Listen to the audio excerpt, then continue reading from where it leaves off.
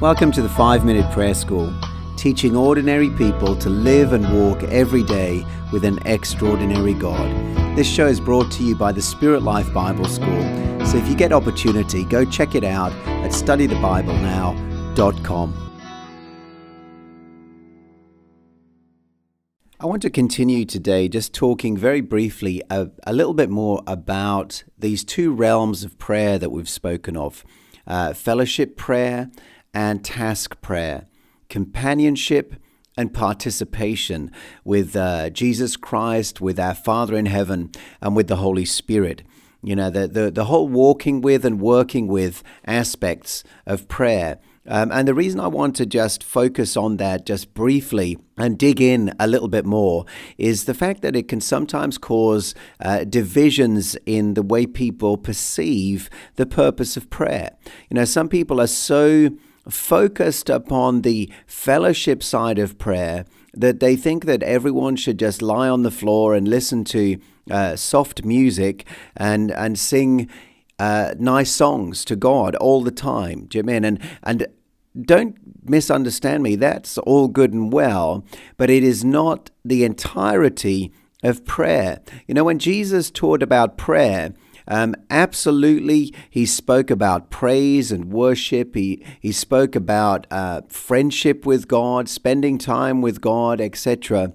But he also spoke about praying that God's kingdom would come. He spoke about really doing business with God, dealing with real issues, praying for nations, praying for individuals, praying for people, praying for situations. And equally, the other side of things is some people can be so task-oriented that they don't take time to continue to move into that place of richness and that place of relationship with God. So their prayers become dry and their prayers become mechanical. You know, it's the relationship, it's the fellowship side of things that saturates our task prayer with faith and with life and with vitality. So we're not just dry, our prayers are not just dry requests, you know, not just a list of things that we want God to do or that we want God to give, but they are the outbreathing of what He has been speaking to us. You know, I always find when I consider Jesus and the way He spoke of His relationship with the Father, He said, I only do those things that I see the Father doing, or I only speak or say those things that I've heard the Father say. And so there's this sense in which we need to have both sides of prayer at work in our lives. We come into His presence, hallowed be thy name. We worship Him, we recognize Him, we drink of the covenant relationship that we've been brought into. We enjoy our place of sonship, our place of daughtership. And from that place of confidence, we hear Him speak.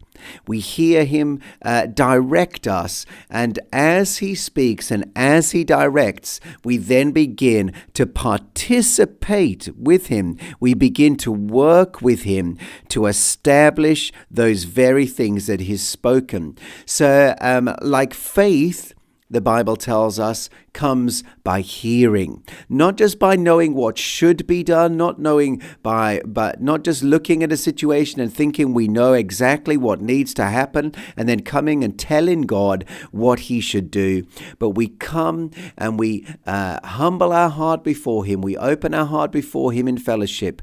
We allow our heart to breathe out our love toward Him, and we breathe in His love for us back. And from that place of security, from that place and that foundation of faith, we will hear Him speak and say, do this, pray this way, take this tool in your hand and put it to work in the Spirit. You know, and so again, I just want to stress, you know, it's not one or the other, it's both and. We are both in fellowship with God and we are in participation with Him.